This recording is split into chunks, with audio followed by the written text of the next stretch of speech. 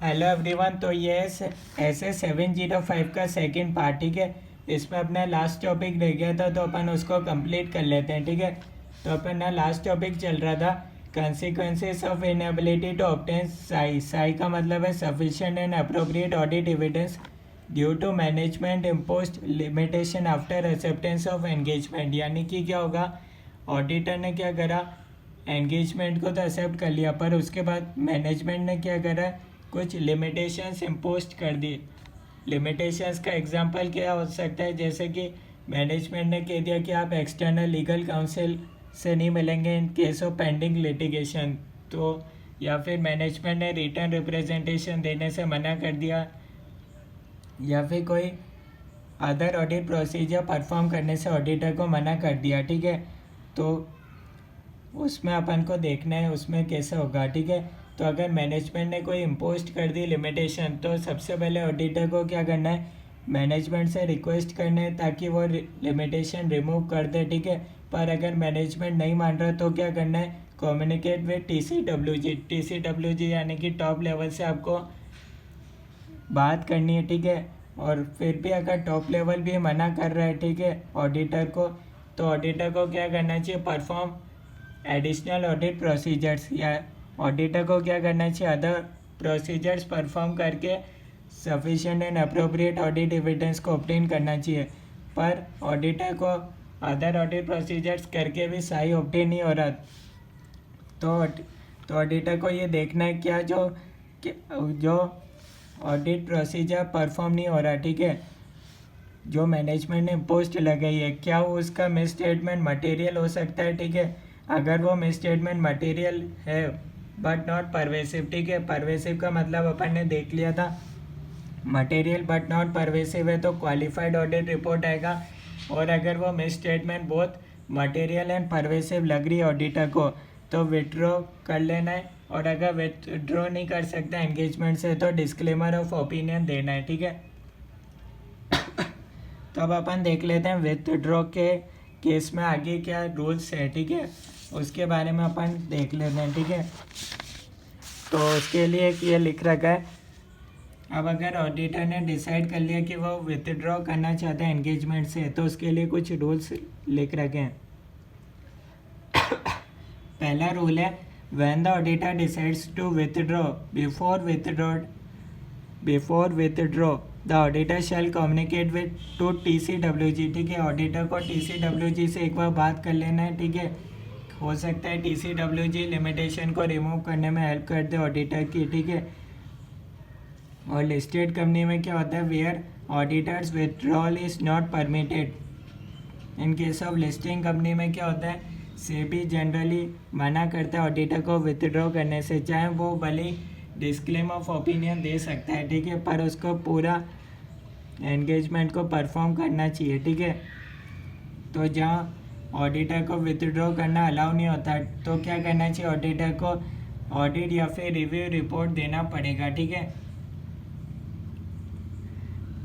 अब अगर ऑडिटर क्या चाह रहे हैं, थर्ड केस में if the auditor proposes to resign, ठीक है, in case of listed company within 45 days from the end of any of a quarters of a period covered under the appointment, then the auditor shall before such resignation issue the audit limited review report for such quarter, ठीक है। यानी कि समझ लो एक quarter पूरा complete होने में, ठीक है,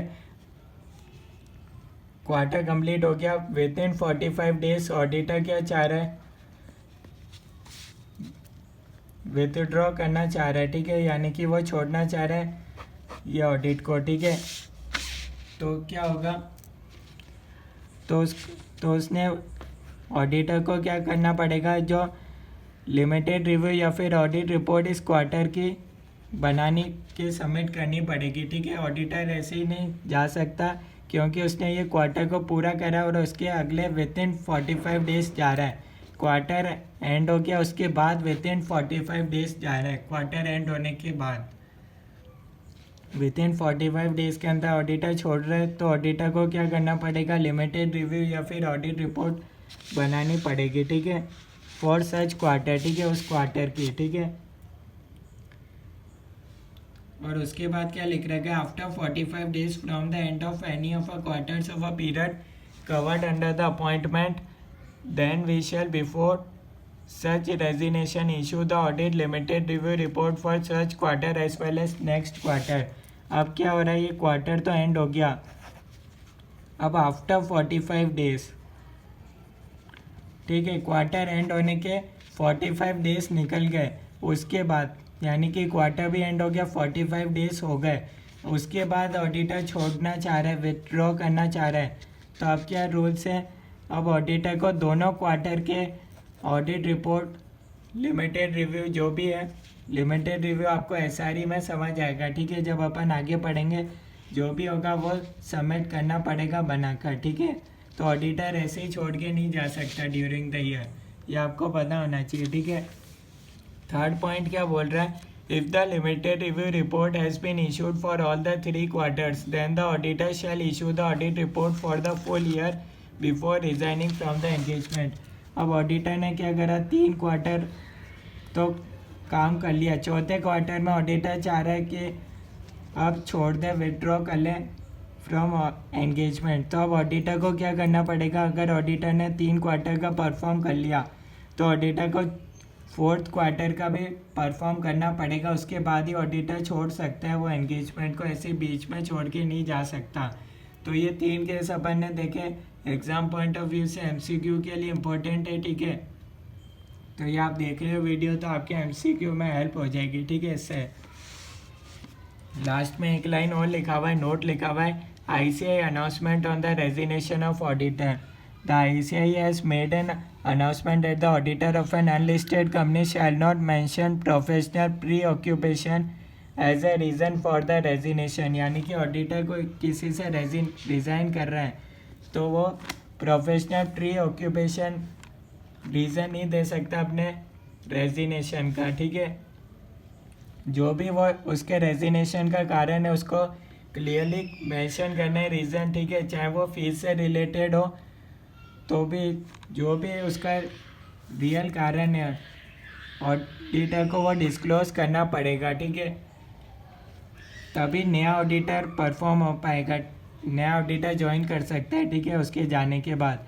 जनरली NOC सबमिट करना होता है, NOC यानी कि नो ऑब्जेक्शन सर्टिफिकेट पर साइन होंगे तभी नया ऑडिटर ज्वाइन कर पाएगा, ठीक है। पुराने ऑडिटर जो छोड़ रहा है उसके NOC पर साइन होंगे तभी नया ऑडिटर उस फर्म की वापस से ज्वाइन कर सकता है ऑडिट, ठीक है, चाहे वो फीस से रिलेटेड हो तो नया ऑडिटर, अगर पुराने ऑडिटर की फ़ीस पेंडिंग है तो नया ऑडिटर ज्वाइन नहीं कर सकता जब तक पुराने केस सॉल्व नहीं हो जाए between old auditor and management.